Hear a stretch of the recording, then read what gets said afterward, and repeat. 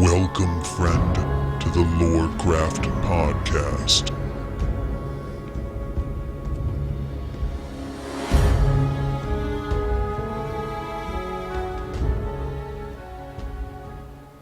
And welcome once again to the LoreCraft podcast. I am Machik, your fun, friendly, beautiful Tauren druid, and with us, as always, we have our green-eyed, raven-haired, pointy-eared, blood elf hunter Yamino. Say hi, Yamino. Aha! I almost dropped my bottle of Pepsi. Oh, see? All over me. That's ridiculous.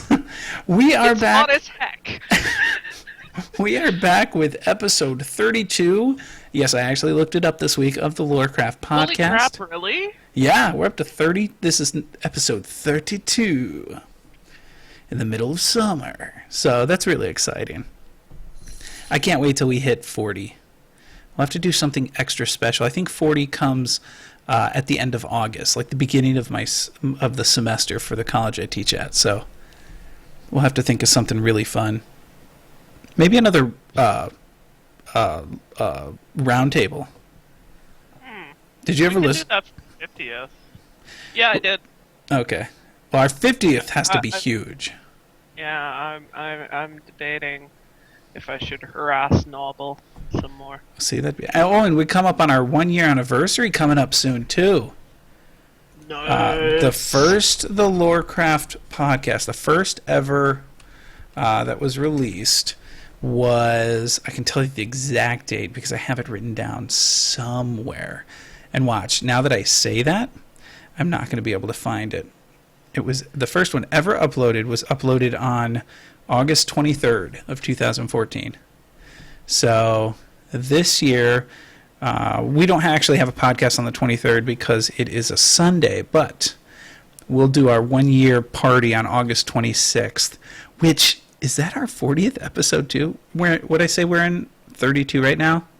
33, 34, 35, 6, 37, 30. No, that'll be 38. So we'll have something fun that week, and then 2 weeks later for our 40th. So, wow! So that's exciting. This is stoked. And, oh, you know what, though? Oh, no. I forgot how old I'm turning. Okay, yeah.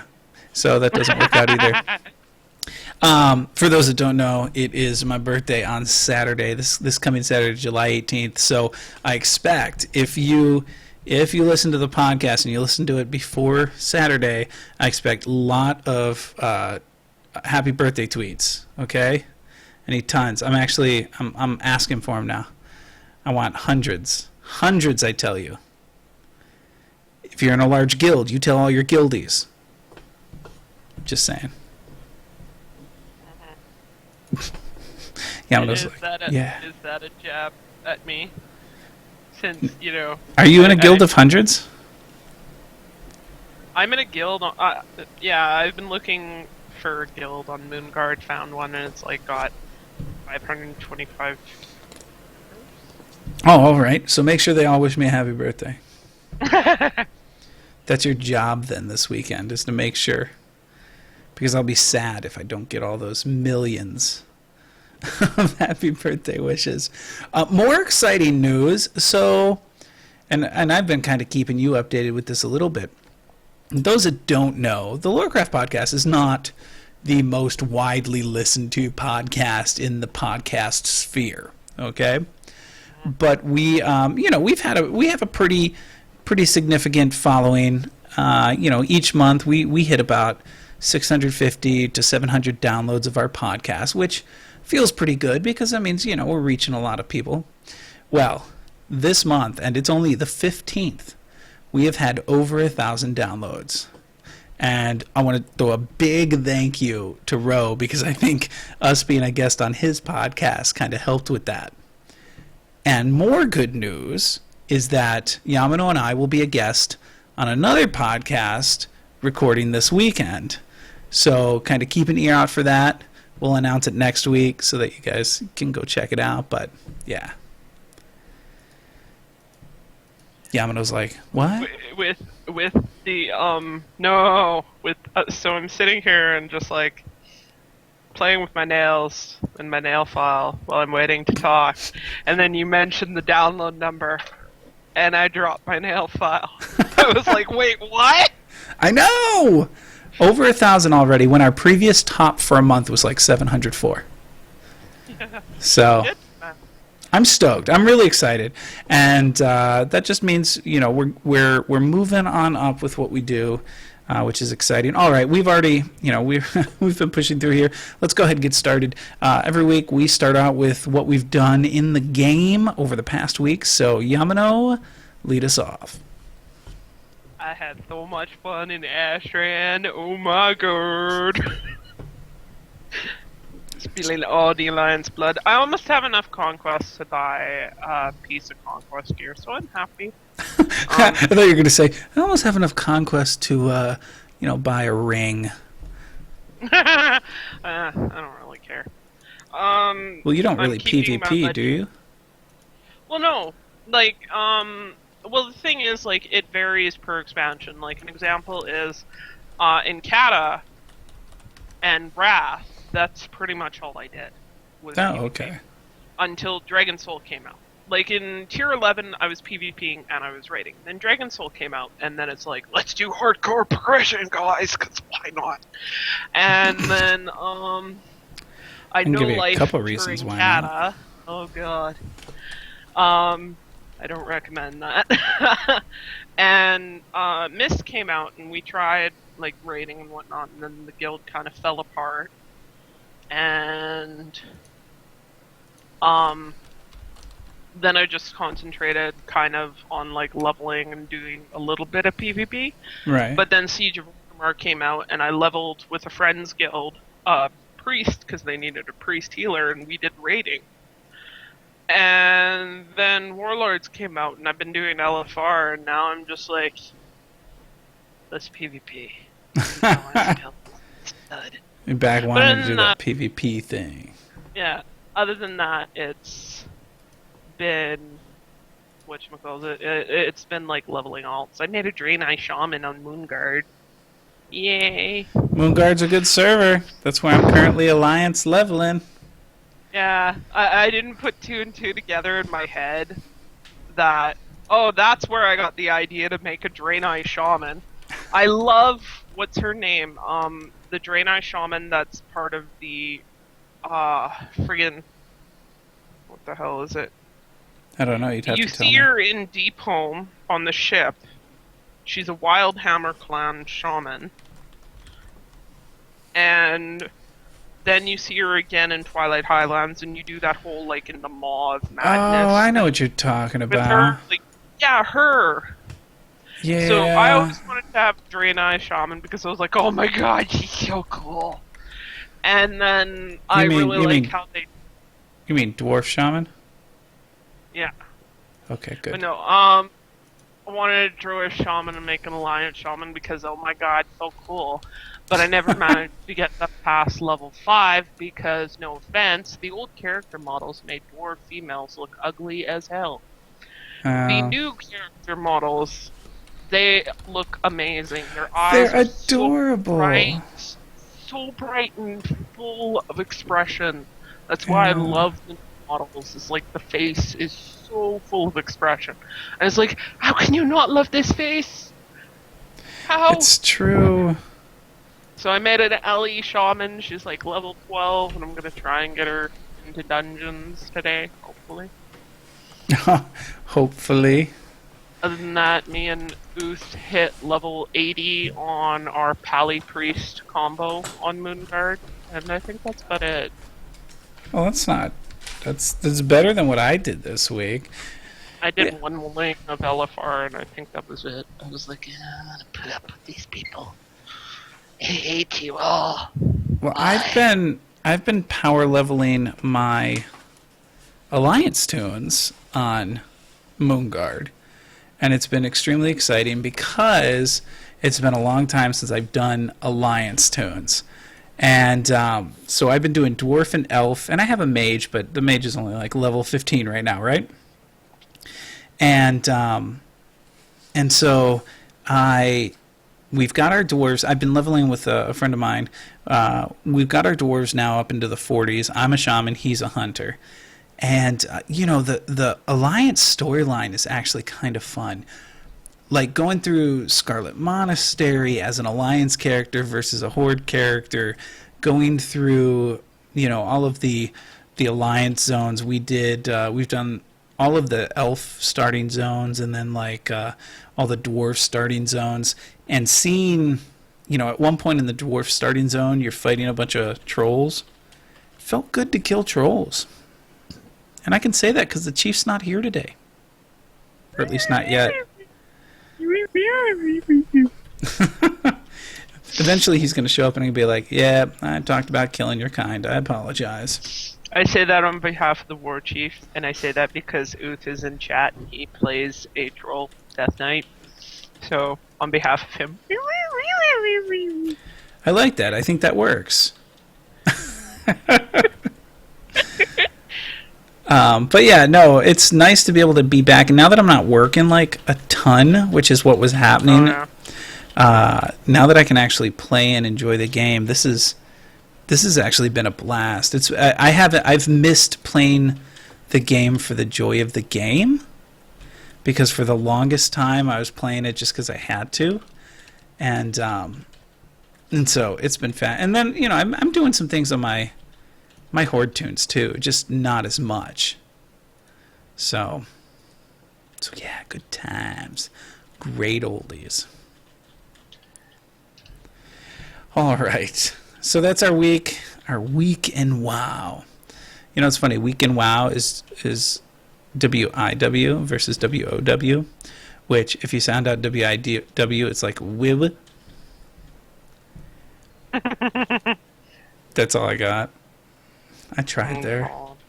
All right, let's go ahead and jump into our next segment, which is.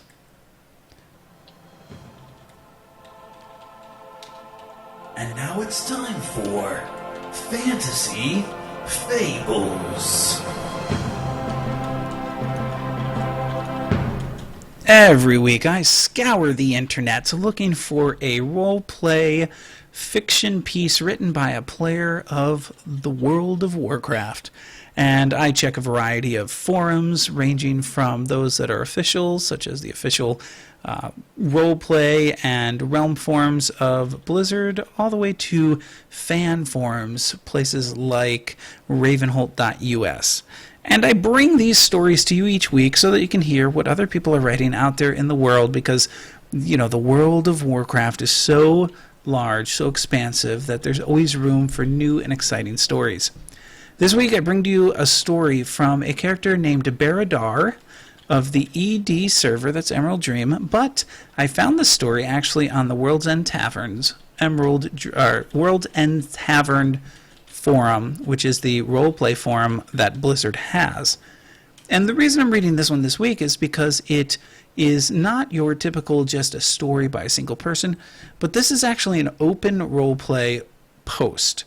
And for those that may be new to roleplay, maybe this is your first time coming in and looking at roleplay, open roleplay posts are posts where anybody can post, and they can add to the story.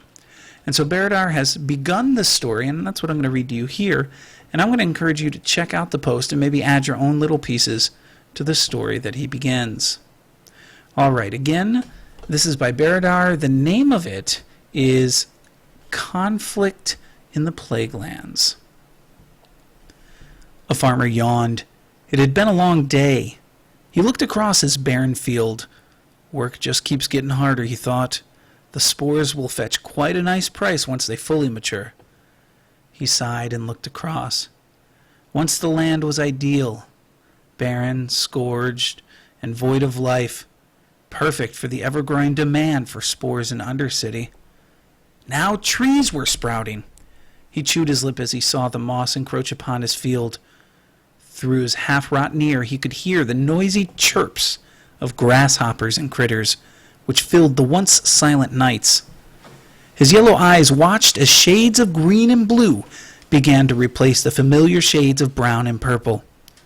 Years after the scourge swept it barren, the Plaguelands were finally healing. Bah! It was better before, he muttered. As he turned, he felt the tip of a sword suddenly erupt out of his chest. Oh, he mumbled and choked up black bile. Scum like you have no place among the living, Forsaken, he heard behind him. He felt the sword get jerked out and he fell forward. His eyes saw the white reflection of his assailant's armor. But you are Argent. Why? He gurgled. The man cleaned his blade on the ground. He crouched down and whispered, It is long past the time for the Argent Crusade to return to its roots. Now go peacefully into the Nether. May your soul finally find rest. Men, purify the area, he said. The last thing the Forsaken saw was soldiers clad in white armor run past him with torches, setting his fields ablaze. You can read more at the LoreCraft.com/conflict. That'll take you directly to the post on the official World's End Tavern forums of the Blizzard community site. I love open, roleplay Oh, I know. posts like that. Well, before I ever got on WoW, I was on a RPG message board at the time, was what it was, called Gaia Online. Okay. And, when it was in its infancy, it's since grown into something else entirely, and I honestly haven't logged on in, 2 years. But, RPG message boards, that's how you did it, was, you described your character in detail, and you did it just through the chat. Just through text. Yeah. And it was fun. It's fun, though, right? Mm-hmm. I still like every once in a while I'll jump into one. It's harder for me because I don't, when I first started role playing, I was into them a lot more, but at that point I had a lot less going on in my life, so I could actually sit and kind of keep up with them. I always feel bad now popping in and then popping out, because once I'm not saying that once you get into it you're not, you don't have to be so fully committed to it that you should be checking it every hour, but if you're not checking it, once a day or once every couple of days, people might be relying on you to respond back. Maybe later in the summer I might actually get back into it because I miss that kind of stuff. It's fun. That's Good why I'm times. having fun leveling the tunes I do on Moonguard. Because I don't mind RP. RP is fun because you're creating a story around it. Yeah. Around your character.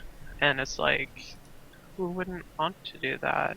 Oh, I know. And you get to flex your creativity and your imagination as well. And you get to flex. That's good times right there. Yeah. All right. This week we have a topic, and our topic is continuing kind of our strain of topics that we've had over the past couple of weeks. And this week we're talking about those fabulous beings, those beginners of life, the Titans. That we know jack all about.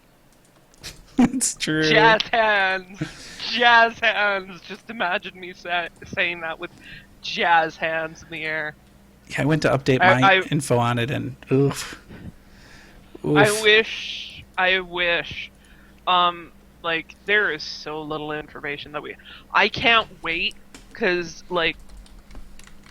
for those of you that weren't paying attention to what was happening as well at the San Diego Comic-Con really fast, there was also a, I don't know if it's an illustrated narrative or a comic book or something, or graphic novel, but they're doing how Azeroth was created, how every race came to be. Yes, please! It'd be and nice. there was also hintings that they're going to be talking more about the Titans, in which case it's going to be angelic choir. Ah. And then we'll have to remember them. But yeah. Remember the Titans. Ba-doom-tsh. Ba-doom-tsh. No? Audible groan. I know. It was bad. But anyway, into the topic of, so Titans, they're like a race of like what is described as these colossal, nearly perfect and majestic gods, and they also have skin made of metal. It's true.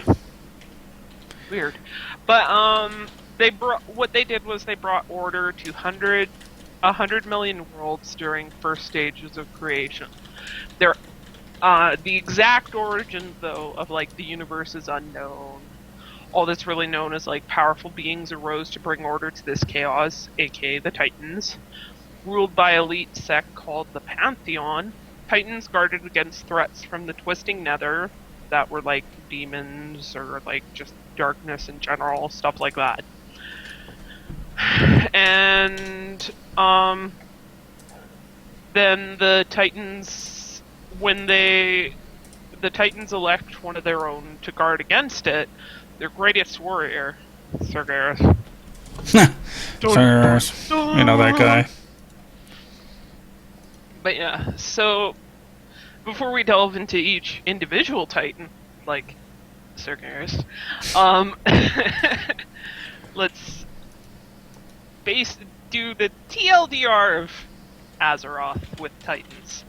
So they came across Azeroth first off, and they encountered the elementals that worshipped the old gods. Some of them being Cthulhu, Yorsage, and whatnot. Right. And the Titans destroyed some of the elementals, sent some of the elemental lords to bye-bye. Didn't kill them, just basically imagine a giant boot kicking a pebble across the road.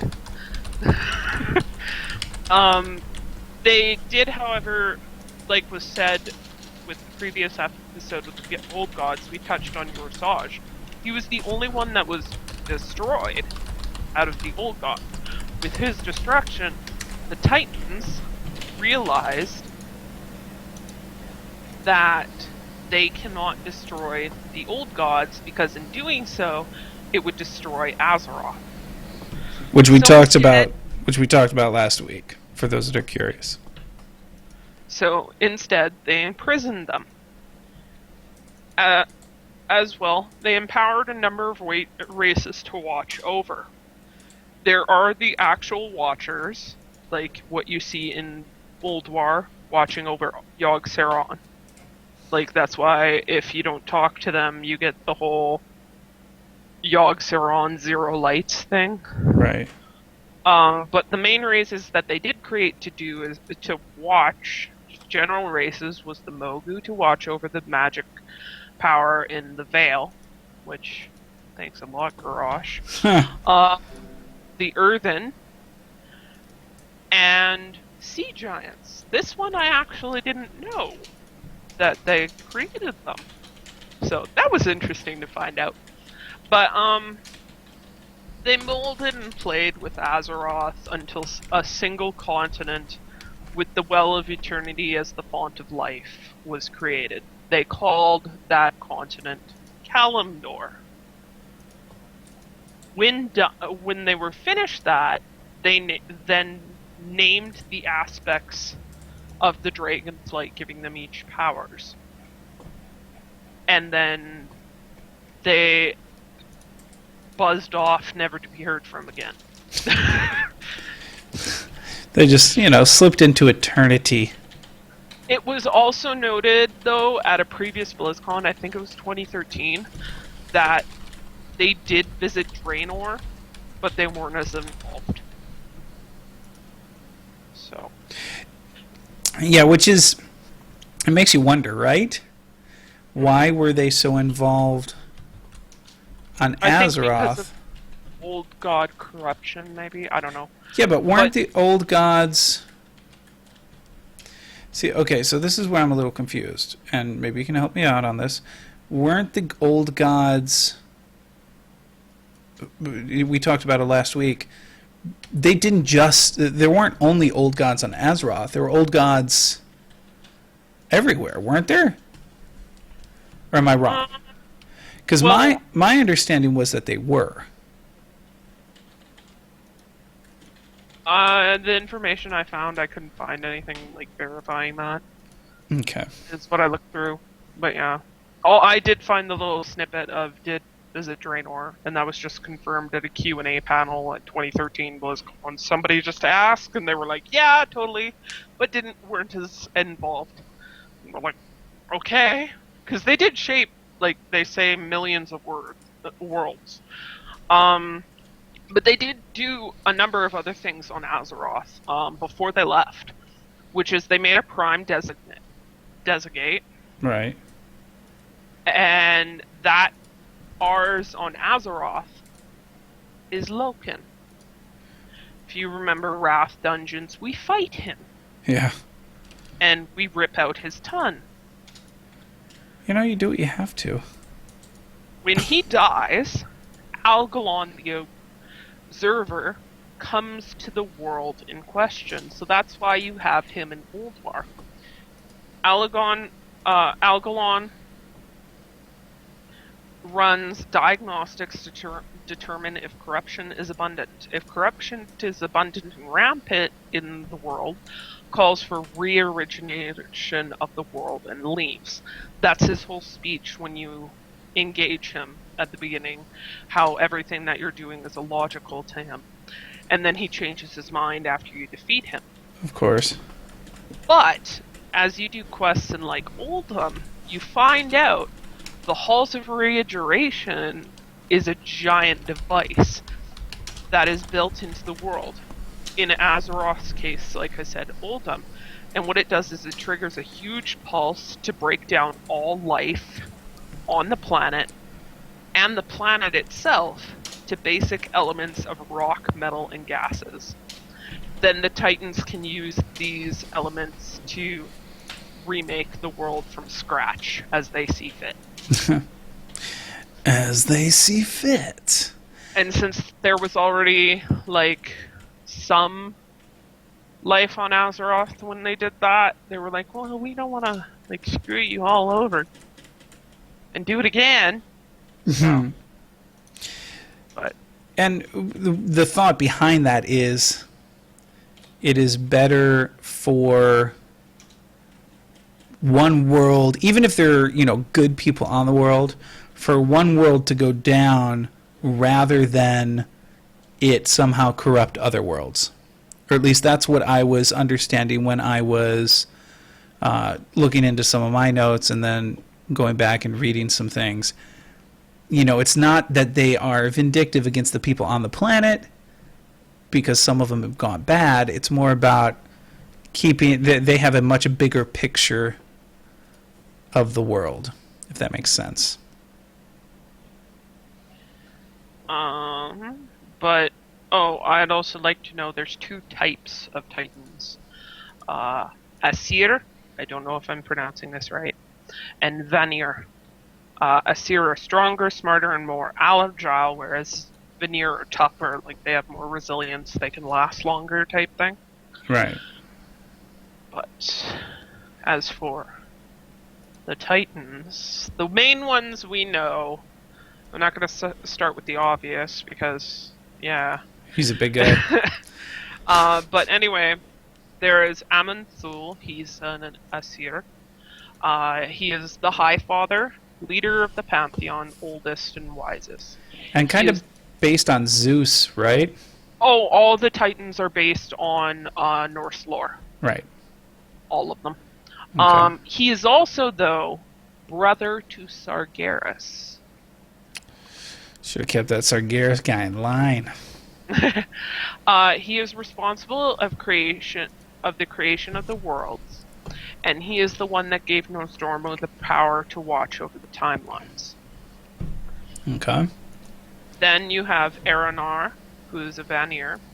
She is the only recorded female Titan. Patron of life and nature, gave Alexstrasza the ability to watch over all life and safeguard it, then blessed Alexstrasza's sister, Ysera, with nature's influence to guard over nature, and bound to the dream of creation, where in turn Ysera watches over the Emerald Dream. Norganon, who is an Aesir, is the lore keeper and the master magician. He is an ultimate keeper of secrets, catalogs all spells and magical currents in the universe. Gave Malagos Malagos, there we go, Yami, the ability to guard over magics and a map to Azeroth's ley lines. I'm gonna butcher this word. Arcano Mycon? I don't know. Yep, you butchered that one. I'll agree with you. Arcanum something or other. Anyway. But, Arkham. Yeah, That's there when we you go. just slur your words at that point, and that's how you kind of finish that.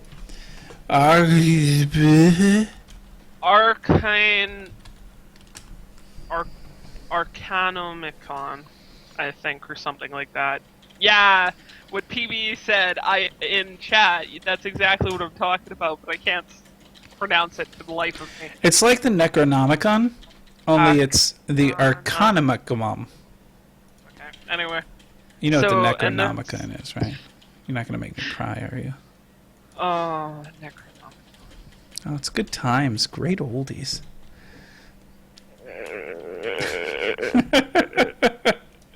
I'm All right. farting. But Didn't mean to take you on a sidetrack there. I was like,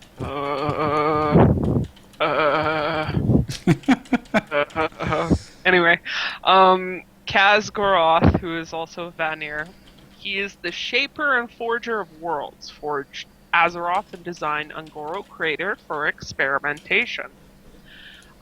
He, unfortunately, bestowed his powers upon Neltharion. Dun, dun, dun. Boom, boom, boom. He had dominion over the earth and deep places of the world. Once in charge, and little factoid, once in charge of Baal Modan in the Southern Barrens. If you go to that area in the Southern Barrens where you see all this little excavation and there's like little tidbit of an Easter egg, there's like half of a Statue of Liberty sticking out of the ground and all these little elementals running around. That's Right. what I'm about.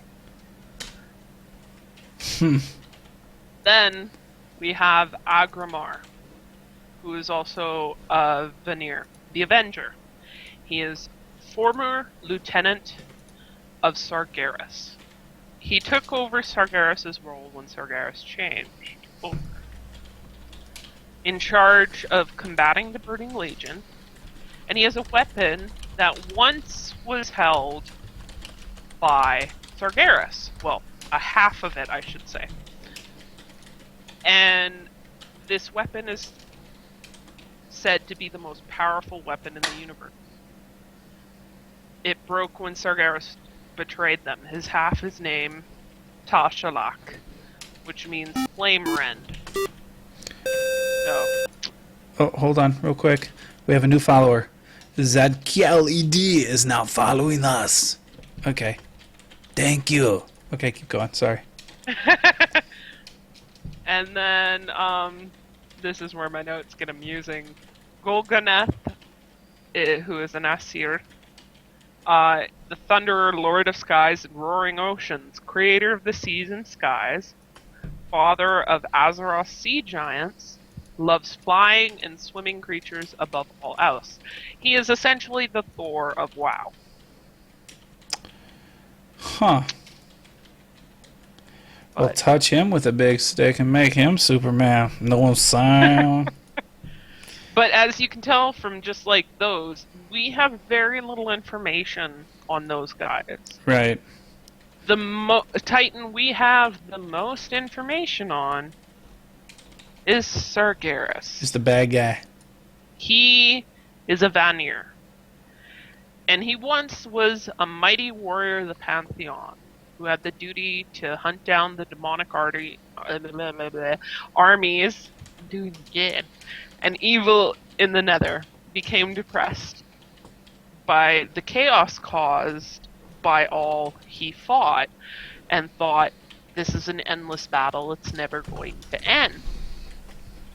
So he began to despair by seeing what the demons had done to other worlds, just coming and absolutely obliterating races, or just infecting everybody, essentially. Well, and part of that is, I mean, he was being affected also by these demons that he was constantly fighting. From the readings that I gathered, you know. Well, it was more it started to affect him when he started to despair and lose hope. Right. But that could have been, I mean, we have to look at it, that could have partially been coming from, you know, when you're around demons that much, you've been around people, right, who can affect you, right? You know, you're around somebody who is overly negative for too long, that can become negative Nancy. Yeah, you know, Debbie Downer, you know, that sort of thing. That can kind of bring you down. And so, to a certain extent, you know, kind of being with all these lovely, lovely demons had to have, you know, rubbed off on him. I'm not saying he was like using them as poofs as he cleaned himself in the shower or anything, okay? But you know, he's fighting demons, dog.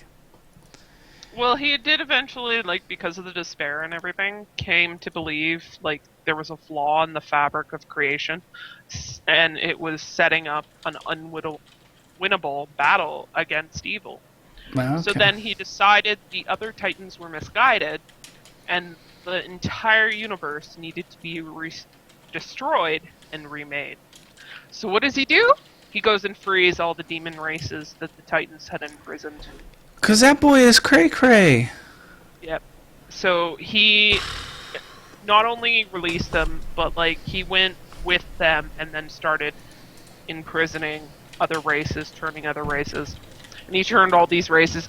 Side note, he can also just create new demons by injecting fel energy into another race. See? But, so then he wanted companions, people he could count on as lieutenants, and not just underlings, people he could count on and be like, you got my back, right? Right? I do. Yeah. Yeah. And so, that led him to Arcus and the Eridar. Oh, the so Eridar. He wanted, like I said, the Eridar to serve as companions in exchange for absolute power. Kil'jaeden and Archimonde, of course, said, hell yeah, sign me up. Velen's like, no, bye, GTFO. and that's what he actually said. It's written in one of the books, I think. That is canon. So the Draenei and Velen fled. Sargeras then tasked Kil'jaeden with finding the darkest races possible to join them, like the corrupt.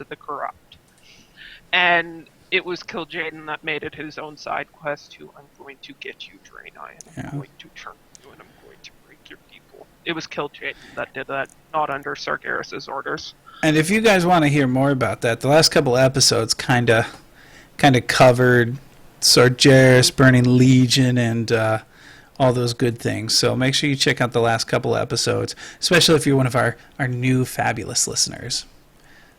He's with Sargeras. It also touches on, like, he tried to get into Azeroth repeatedly. Like, there was the first invasion, which was because of Queen Ajara. He tried to get through the portal that was created with the Well of Eternity. And then he battled Egwene, who is Medivh's mother, as the avatar of Sargeras. She defeated this. In LoreCraft 3, they talk about the tomb of Sargeras. Yeah. But she defeated this Sargeras, but Sargeras possessed her spirit. And so when it came time that the Gardens of Tirisfal were like, we're going to replace you as a guardian and find somebody else, she was like, I'm going to take this into my own hands, and I'm going to have a child and pass my powers on to him. Woot woot. Not a fan of how she went about it. She charmed with magic and seduced a man in the Stormwind court to get pregnant, and then when she had what she wanted, she was like, bye. You know, you do what you need to, right? Oh, man. But anyway, what ended up happening was the minute she became pregnant with Medivh, Sargeras' spirit that it was still haunting her body without her knowing, latched onto Medivh and possessed him.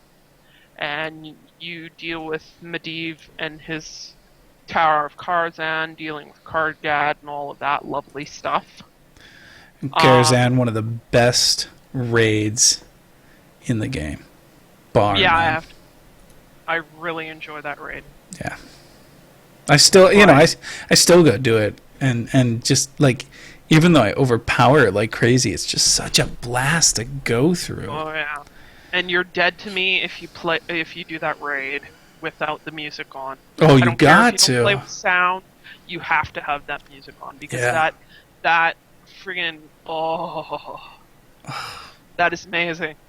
And I don't know, maybe it's just me, but the raids these days, they don't just, they don't live up to that, you know? And maybe it's because it's been orcs for so long, Yeah. but I really wish they had done something with the Tower of Karazhan as a pre-WoD event. That would have been awesome. oh, that would have been so cool. Because they were stuff in the PTR that they were going to do that in the beta. And then they were like, nope, never mind. And we were like, but why? Yeah. But yeah. Well, Some of the powers that Sargeras also has are like telepathy. He can read your mind. He can cast illusions and appear as different things. He's also invulnerable against mortal weapons. And as I highlighted, he can possess people. And as well as I had mentioned earlier, his former lieutenant holds the other piece. He holds the broken sword Gorabal, which is the other piece of that sword. If the two were to be forged together, it said it would be strong enough to take down Sargeras. But in order to do that, his former lieutenant has to work up the balls to actually confront him. I'm not even kidding with that. There's literally on his Wikipedia article saying for Agmar that he has yet to work up the courage to confront Sargeras about the sword. and this is important to know because in the next xpac, the Burning Legion xpac, you will need to help him confront Sargeras. So just be prepared for that. You know what's going to happen. If that's actually the xpac, people are going to be like, wow, how do you know this? I'm going to be like, I don't know if it'll be next pack or it'll be later. yeah. All right. Well, I think we've covered those good guys fairly well. I did want to jump into one other thing before we moved on to some of our other sections, and that was, and I guess I could say spoiler, but I mean, if you've ever played WarCraft, this isn't really a spoiler.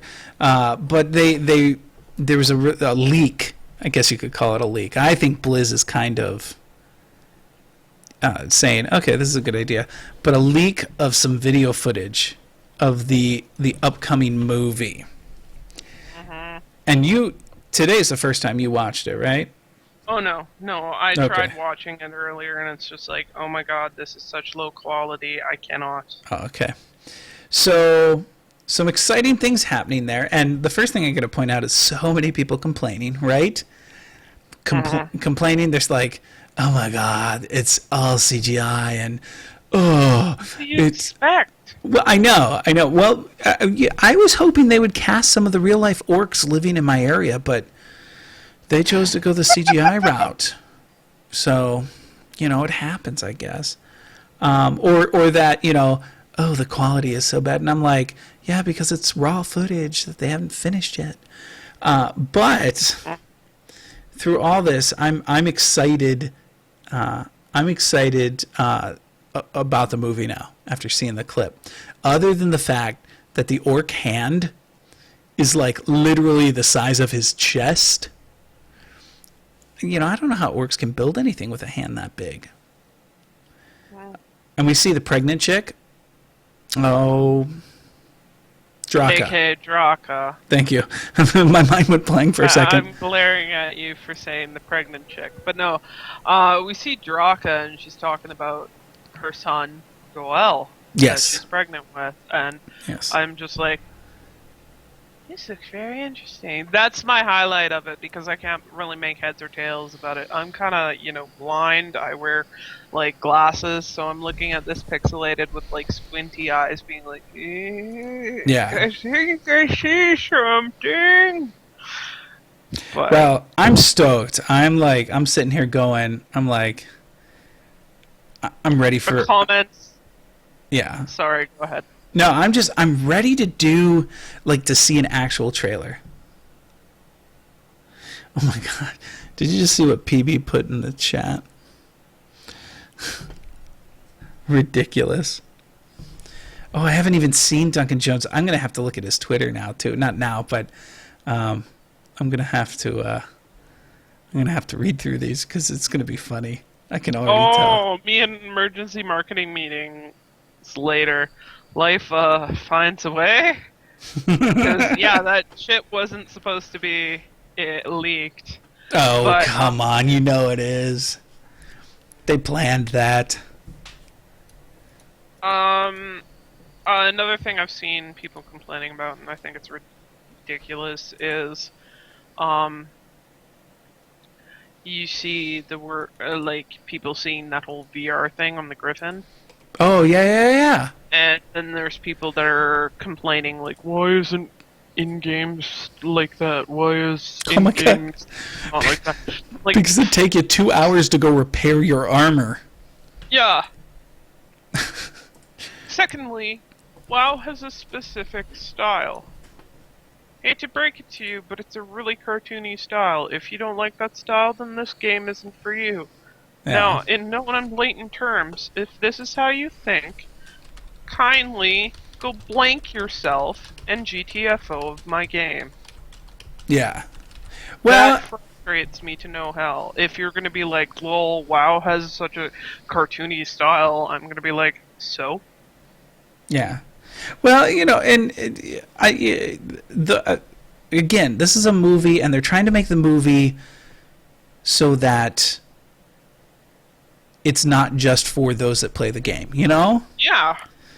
And people have to realize that because those of us we've been playing the game a while. We know the places, we know the characters, we know the ins and outs, but they're not just catering to us. They're catering to a larger audience because that's how you make money and then make another movie and another movie. So all these naysayers, I'm like, you guys relax. Wait till the actual trailer comes out. Let's see what the trailer looks like. Let's hear some of the music, in stereo and not through a camera's recording of it in a conference hall, right? Mm-hmm. And let's see what it turns, because I think there is potential there. And if the directing is well done and the acting is well done, I think it's going to be a movie that is going to be interesting, not just for those that play the game, but for everyone. For me, the only critique I have about anything is why is Stormwind on the right and by the harbor? Why? You mean why is the VR shot, they the put actual castle? the castle, yeah, on the Well, right. they moved it, and by yeah. the harbor. And I'm like, tactically speaking, that is not a good position. I Well, don't care if it's your wait a minute though. Stormwind or whatever, but tactically speaking, where the king calls home, it's not a good idea to have it close to open water. Yeah, but if you look at the U.S., right? So the U.S.'s original capital was in Williamsburg, Virginia, which is right there on the water. So it's something that has happened in the past. also makes it incredibly easy to just go over and be like, kick down your door and be like, "What up? True, but it's a big I'm castle. here for your head."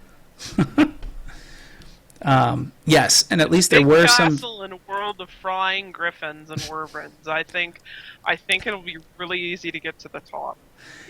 Well, that's true. And Will has it right there. At least there were some Draenei in the trailer. And I agree. You know, it was nice to see Draenei in the trailer. They were pretty much corpses, but they were in the trailer. All right. So that, just wanted to bring that up. Let's see. Oh, I know what we got next. This is what we've got next. Questions and answers. Every week we take to Twitter and find out who is asking us questions on the Twitter sphere. In the Twitter sphere, I guess. If you ever have a question for Yamino or myself, Machik here, you can send us a little note at the LoreCraft and use hashtag craftyquestions, and we will answer your questions on our next podcast. And this week we have a question from somebody brand new. First off, no Miyagi again this week. He's probably on vacation. But somebody brand new. It came from Fall Contricon. Fall Contricon. I hope I said your name right if you listen to this, when you listen to this, because you asked us a question, so I'm assuming. And he goes, at the LoreCraft, hashtag crafty question, Dawn of the Aspects is a fascinating read. Opinion on a responsible RP'd dragon, or is it too much regardless?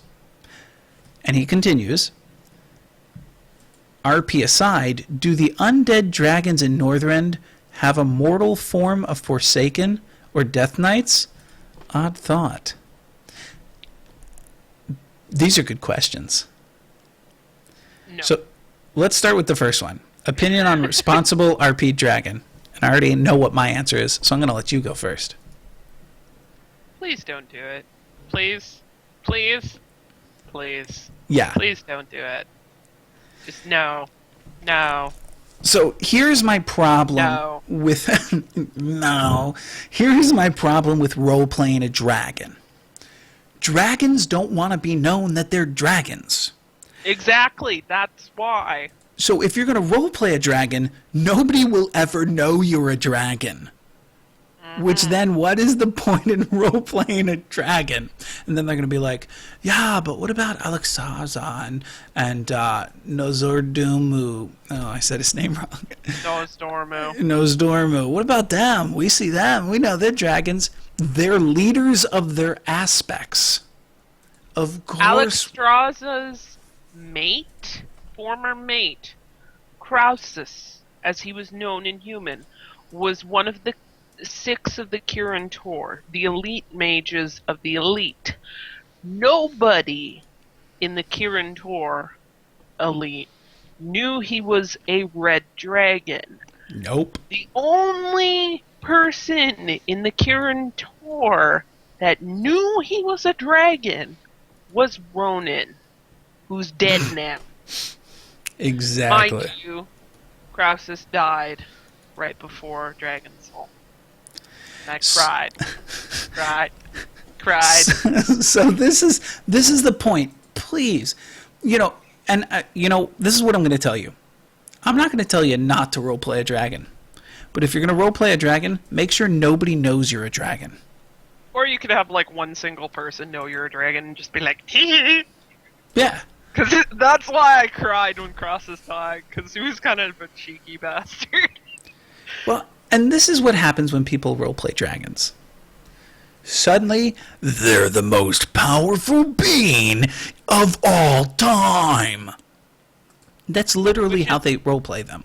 Yeah, which isn't the case. Like, he was a powerful mage, regardless, and powerful in magics, but when he was, like, it's Korostrazas? Or something like that is his dragon name. Right. Wowpedia really quick, so These I'm not... damn names, they're all so long. How do I keep track? Oh. He has a name. There we are, yeah. Like, Krausus is his... mortal name, Korastraz.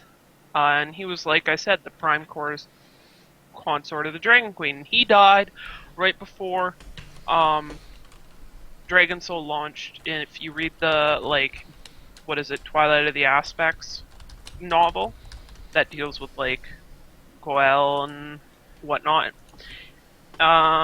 He, I think, yeah, for all Twilight of the Aspects, he imploded himself because he was in the Red Dragon's shrine and realized the Twilight corruption was spreading to all the eggs, and then he realized all of the dragon shrines were infected, and so he implodes himself, blowing up the dragon shrines, killing himself. And of course Alex Strauss is like, I've been betrayed and whatnot, but that's a story for another time. And good question, PB.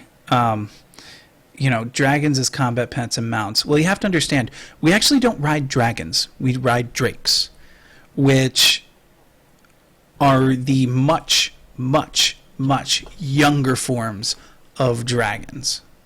Mm-hmm. So, you won't see us really riding around on a dragon. It's either drakes or proto-drakes or those types of things, which are not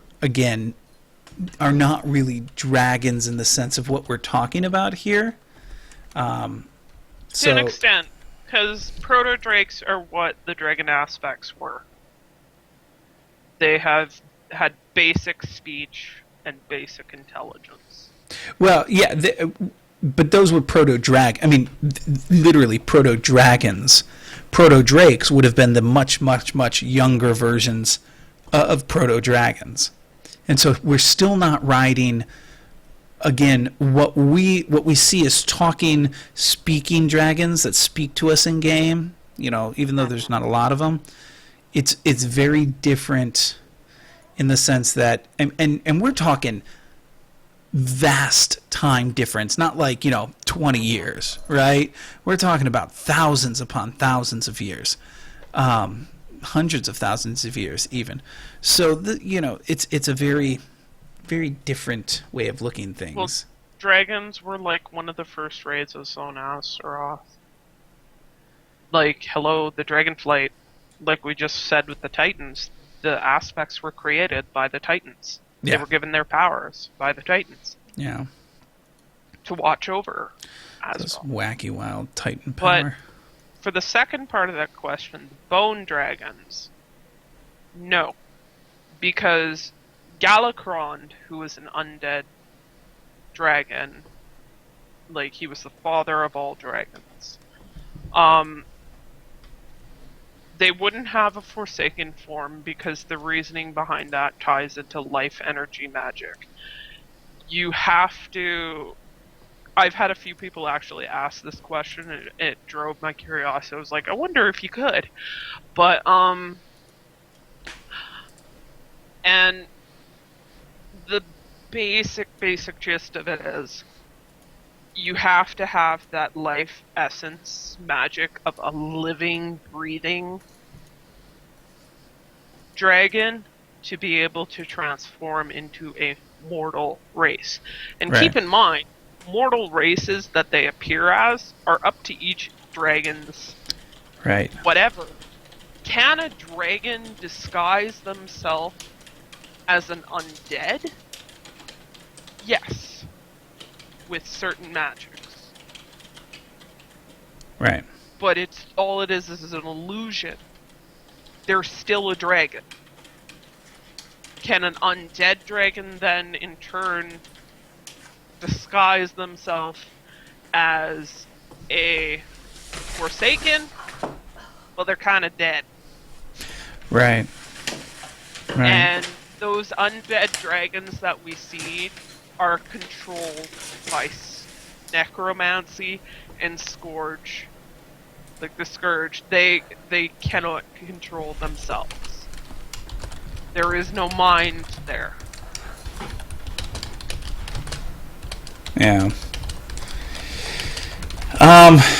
Oof. And, it may sound that I get a little uppity when it comes to this type of stuff. But It's just basically a dragon is a really bad idea. Because, yeah, exactly like Machik said. If you're a dragon, nobody's supposed to know you're a dragon.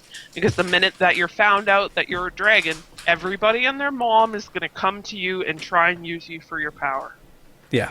Case in point is, say you're a red dragon. Oh, you have the ability of life? Well, why don't you just cure my undead friend? Yep. Or you have the ability of magic. Okay, I want to decimate this city. You see where the problem is? Yeah. You're no longer a person. You're no longer a mortal. You're considered a tool. And that ties into, like, some other crap with it that I would like to discuss in a later episode. Yeah. Hint, hint, nudge, nudge. And Poro, you're right. A role player on Warm Rest, who RPs as Deathwing with a wiped memory, probably not the best idea. No, that's not. Deathwing was completely just first off. No, he's still alive on the Worm Rest Accord server, and his memory's been wiped. But yeah, no offense to you if you're that person that RPs him, but yeah. One, you would be absolutely senile. Your character that you are playing is crazy. Deathwing was driven mad by the old gods. Okay? Well, that's true. You're right. And the second thing is, nobody would know you're a dragon. And thirdly, Deathwing's dead. He kind of went explodey from Thrall's laser beam of doom. Yeah. And I just want to jump back and say, we're not going to tell you how to roleplay, but if you were to come up to me and in some way insinuate that you were Deathwing with a wiped mind, I will tell you right now, my character is going to look at you like you're on the crazy train. Yep. And that's how they'll treat you. React to. Oh. I mean, to each their own. Yeah. Like, we all know, as a player in the world, we know Chromie is a dragon. Because she has made herself known that she's a dragon. Yeah. And then same with all the little mortal race disguise, Bronze Flight in Caverns of Time. We know those are all dragons. Like, it's different when a dragon makes themselves known as a mortal. Like, if you go into AQ40, you'll see some of the dragons. Kale, who later dies in Twilight Highlands and Bastion of Twilight. Unheroic. It happens. Is a red dragonflight representative, and then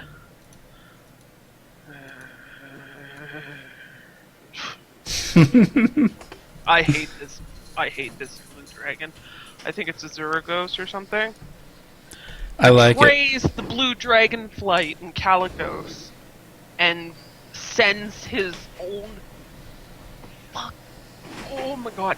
Sends his own sister to die by the hands of the Twilight Dragons. It happens. When he died, I was so happy. What are you gonna do? Let's jump to the second part of the question real quick, which is, do the undead dragons in Northrend have a mortal form of Forsaken or Death Knights, or not? I did answer that. I said, like, on the whole subject of, like, undead dragons and whatnot. No. And you also have to realize with Death Knights what they originally were, which was orc warlock spirits that were fused to human corpses. Well, that was the first set there, because there are 3 sets of Death Knights. Mm-hmm. That is the first set of Death Knights. Mm-hmm. Terran Gorfiend is the first Death Knight, and he is now in the alternate timeline a huge giant slime blob, which I think is glorious. Sorry. But yeah, no, I don't, undead dragons, yeah, they're not going to switch forms. Well, like I said, that's necromancy. Yeah. That's not life magic. Yeah, I mean it's a good question. People don't think about that stuff. It's a very good question, and it's something I actually somebody had asked me. I don't remember when, but somebody had brought that up once, and I was like, I don't know. Let's spend the next 6 hours on Wikipedia trying to figure it out. Yeah. And Wowpedia too. You know what I'm loving right now? I'm loving that our chat on our Twitch channel has really taken off. This is kind of fun, kind of reading that in between what we're talking about. All right, so let's keep on rolling. Our next segment, which I still have not done an intro for. One of these days I will. But the good news is we don't have any guild spots. Nobody wants us to advertise their guilds. I feel like, one of these days. I could advertise my own guild, but you put it in the stipulation of an RP guild, so I'm like, cry. Yeah, it has to be an every RP time. guild. So Cry. if you have an RP or RP-based guild, make sure you stop by the LoreCraft.com/guild spot. Fill out some information, and we will advertise your guild. Oh, okay. Just real quick, it's not Azurgos, it's Argos. I always get the two mixed up. So thanks, Good PB. names, yeah. And then our final section here, which is... Oh, time once again for those reader emails. And we have good news this week. We do indeed have a reader email. It came in very late, but it came in nonetheless. So let's go ahead and read it. Greetings and salutations again. A certain co-host made it sound like the entire thing was on the Worgen, so I think the previous question isn't topic sensitive. Well, regarding the Titans and the aspects, it has been often observed that the entire concept surrounding the creation of the aspects was to prevent the hour of twilight, which would have been predominantly negated had there not been a vulnerable and sufficiently powerful entity, such as Neltharion, to corrupt by the old gods. The entire matter seems circular, so the Titans seem fallible. There's probably something more to it, and I suppose one could speculate that there would always be another corruption outlet. But what is your thoughts on this? Also, considering all the Titan technology that has been unearthed, why does nobody seem to utilize it for the purposes of discovery and revelation?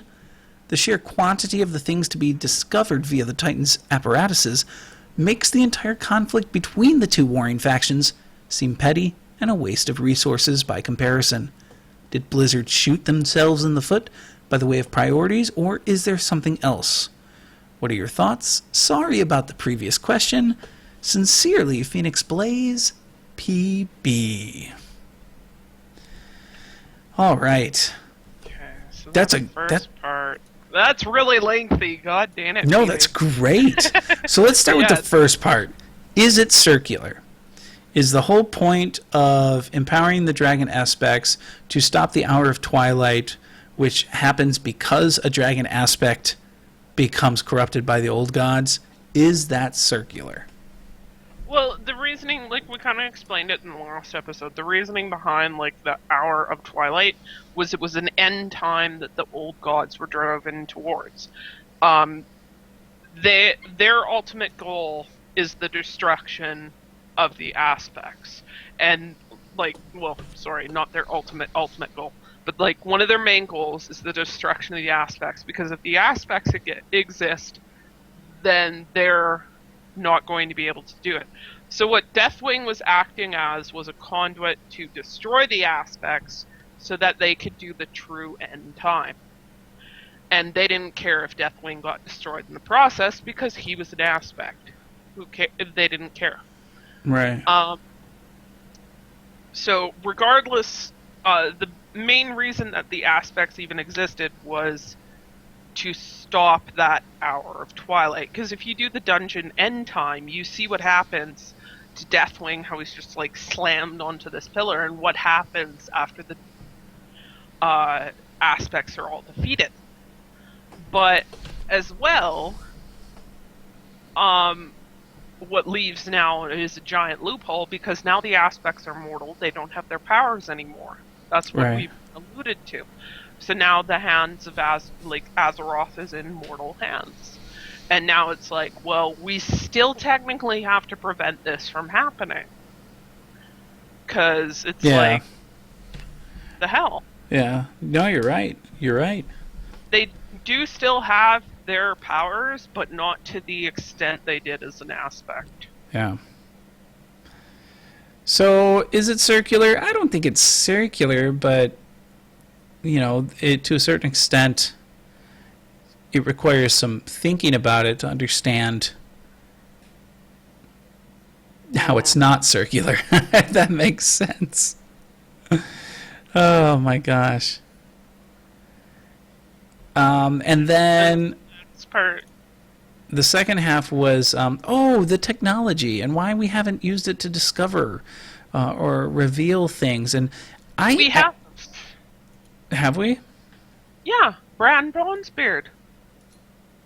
Oh, yeah, I guess so. Yeah, he goes like through the dungeons that are tied to Ulduar. He talks to like some of the machines in there to find out history of Azeroth and a little bit of history on the Titans. He has denied access to certain things because, well, he's just immortal. He can't, like, how are the Titans to be? But we do also find out more as well through like the player, the hero, as you were called in the game, Right. going and doing like stuff in like Ungoro Crater, or Sholazar Basin, or Uldum, because Uldum has its giant reorigination device, and you go through the entire quest line leading up to that dungeon with Bran Bronzebeard. Yeah. And he's like, oh my god, this is what this is? Holy crow! Type thing. And you do find out a lot. Like, if it weren't for him investigating with stuff, we wouldn't find out that the trolls, like, night elves came from trolls. We wouldn't know that if it weren't for him investigating these machines and these devices. Yeah, but I think to go further, and Will, I'm going to come back to what you wrote too, because that's good. To go further into that, these machines developed by the Titans should be so much more powerful than anything else we have on Azeroth. Mm-hmm. But we don't see them in use once they've been discovered. And so I guess the question is, why not? Why do we not have people focusing on figuring out how these things work and then using them? Well, the key thing is, like, the Titan devices we have seen. Like, we have the prison Ulduar. We go in, we see Al-Galan. We defeat him. He's like, oh, wait, I'm not going to send this reorigination signal because I think you guys are decent people and will be able to fight this corruption. Yeah. But, he tells you, quick, take this to Ronin, start that stupid annoying event, and then send this signal in, like, the highest place in the sky, and it's, like, in Dalaran, it does that stupid event that happens, like, every 5 friggin' minutes on Moonguard. Seriously, Moonguard, and, like, shove my foot up your butt. Well, Not even kidding. I think the cheap answer to this question is because we're at war. There's not enough time to commit the resources to delve further into these things.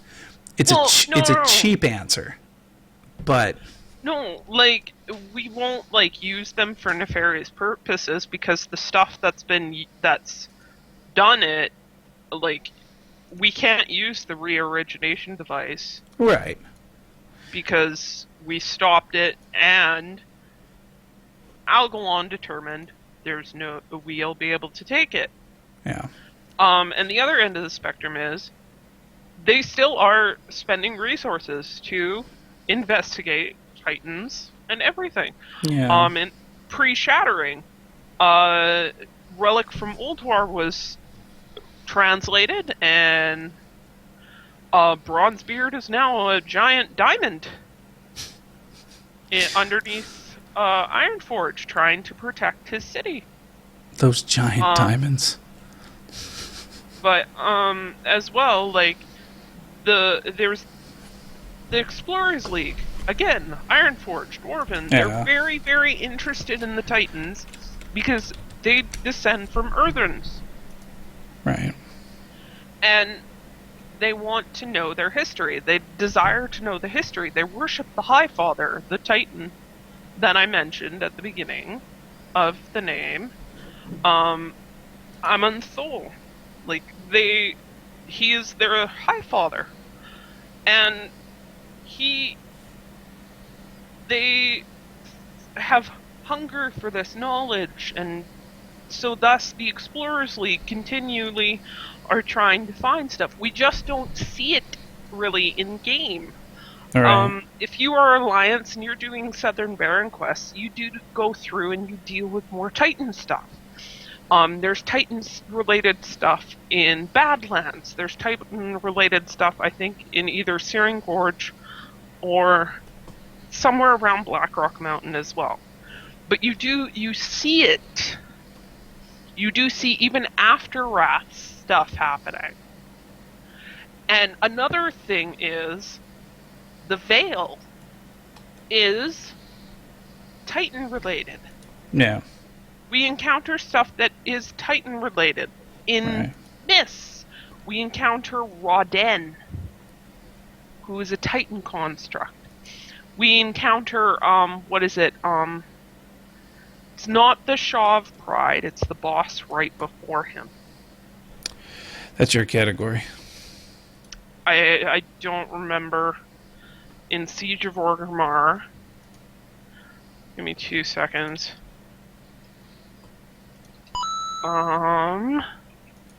He is Norushan, Norushan is a Titan construct.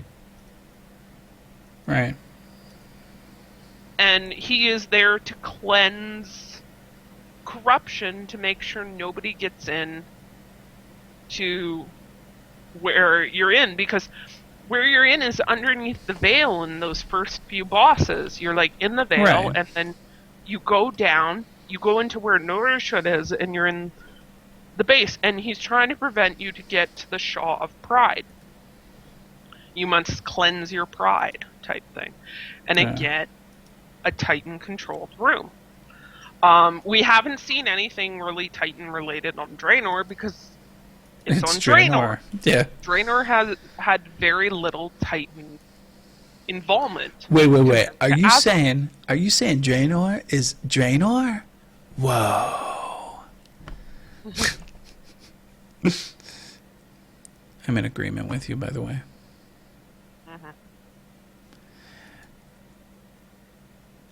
But, you're right, and I think, but I guess the question for me, not for me, but the way I'm reading into the question is, why haven't we done more with this stuff? And because it is supposed to be all powerful, and it's, who knows? I wanted to real quick jump back up because I don't want it to disappear on me, but we'll ask a question in regards to the first one. If the Titans made the aspects knowing that it would create Deathwing, and also knowing that the aspect of Earth is close to the old gods, was it just to empower the races of Azeroth to be able to fight the Burning Legion? Good question. So they're not all-knowing. And that's exactly. I was just about to say, I don't think they know everything. No. So, they wouldn't have known that would have, we know hindsight is the best foresight. Yes. So we know, oh shit, that was a really bad idea when you've imprisoned the old gods deep within the earth to give Nelthar, and who became Deathwing, the ability to reside over this. If it, in that sense, it's really, we don't know for sure if they knew or not. Right. But, because from what I've read, the old god, we'll know more when this, graphic novel or whatever comes out, but until then, it's still just a guessing game. Yeah. And what I've read for old gods is they never let the Titans know what they eventually wanted to do, which was end time. Right. events and whatnot, like Hour of Twilight bullshit. But they did know that they wanted to destroy the world. Right. And create disorder and chaos. And what happened was, like, the aspects got in the way of that, so the old gods wanted to destroy the aspects. So it's just kind of a ripple effect. Yeah. I honestly, though, I don't think the Titans would have known and would have thought, maybe giving the Tharian dominion over the Earth is a bad thing. Because, he was the strongest dragon in there. He was rather brutish, always looking for a fight. Yeah. And he actually seemed to give a shit about, like, the Earth and nature around him.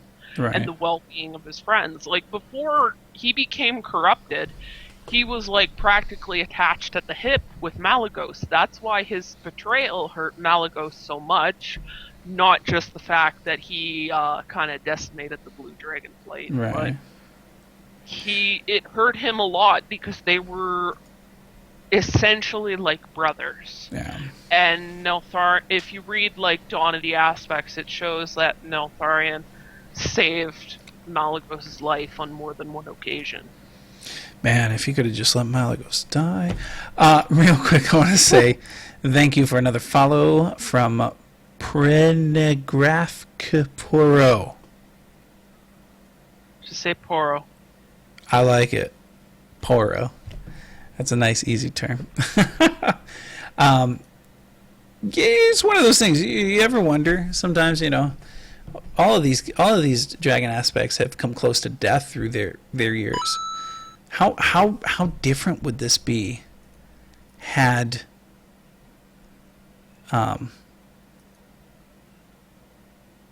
they died? Yeah, it would have been the end of time, and the dungeon end time would have been what came to pass. And we would have never had World of Warcraft, and we'd be playing some other MMO. Mm-hmm. Some other MMO would be terribly popular. I doubt Maybe it. I'd have a college degree by now. All right. Well, we are coming up on an hour and a half, which is fabulous. A couple of things I want to note: our Guild Story our LoreCraft Story contest is ongoing till the end of this month. All you have to do is go over to thelorecraft.com/story contest. Our current theme is summertime fun. You have a lot of leeway to pretty much write what you want and maybe win a prize. So you're probably wondering, what's that prize? Well, we don't actually know the prize till the end of the month because we take whatever donations that we have gotten to the podcast, along with usually a little bit of my personal money, and we get the gift based on that. So if you don't want to enter the contest, or even if you are entering the contest and you want to put towards the prize for the contest, head over to twitch.tv/MachikED, hit the donate button, and that money goes towards our next prize. So there it is. I wanted to let everybody know about that because I want more stories to read. And I think that's everything. We are looking for two things right now. We're looking for somebody who is fairly steeped in Worgen lore to have as a guest, and we are looking for an alliance-based co-host, which we do not have right now. So if you feel like you could be, if you feel like you could be a co-host on Wednesday nights and you are alliance-based, we love you. And if you feel like you are fairly steeped in Worgen lore, I want you to contact us. And you can contact me at machik@thelorecraft.com, or you could tweet at either Yamino or me on Twitter. And our Twitter handles are at MachikED and at Yamino here. And that's YAMINO here. Indeed it. Wait a minute. HERE. Poro, you're from the pack? Oh, well, that's good to know. Uh-huh. Because I know the pack. I'd like to say on the whole wanting, like, Worgen and then Alliance co-host. It'd be a bonus if you were both. I know. Oh, don't worry, Poro. There is no hate. There was a time, believe it or not, that the Earthspear clan did indeed RP, cross-faction RP with the pack. That was long ago, and they were some good times, but there was a bit of a falling out among leadership. And so, no, I think, the pack is a good guild on ED that definitely, is fairly steeped in Worgen lore. Also, real quick, I want to say thank you for our newest follower, Will. Sorry, go ahead. I will say this, Worgen players, and this comes from a heart that has, like, a Worgen hunter. I'll say this.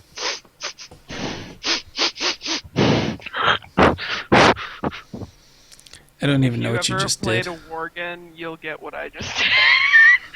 Oh my god, that was the number one complaint when they came out of beta in Kata was, oh my god, can you stop that sniffing? Well, yeah, but that was before Worgen. Cat druids. Jeez. I don't even want to go into cat druids. And you're right, Poro, AEC did kind of kill a lot of things. But yeah, cat druids did the same thing. Only they purred too. Freaking purring. You're a druid. You're a mythical beast. Hey, if the kitty wants to play with the kitty toy and purr, let the kitty purr. Oh my gosh, have you ever seen a cat druid RP emote that they're playing with a ball of yarn? I can imagine somebody doing it ironically. No, I've seen it done seriously, and I wanted to friggin' do things that are inappropriate to the... blah, blah, blah, blah, blah. Sorry. All right, I think we're pulling into the end here, so, this has been, I have to say, absolutely fabulous. I feel like this has been a good week. We've had a pretty good discussion this week. So I'm going to go ahead and start our closing music here. There we go. Don't forget, we'll be back next week with another episode, and we're hopefully going to be talking about Worgen lore, but we don't know. Might be something else. I'm Machik, and with me, as always, we have Yamino.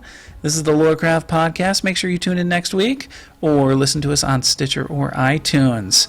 That's it for this week. As a very good old co-host used to say, stay nerdy.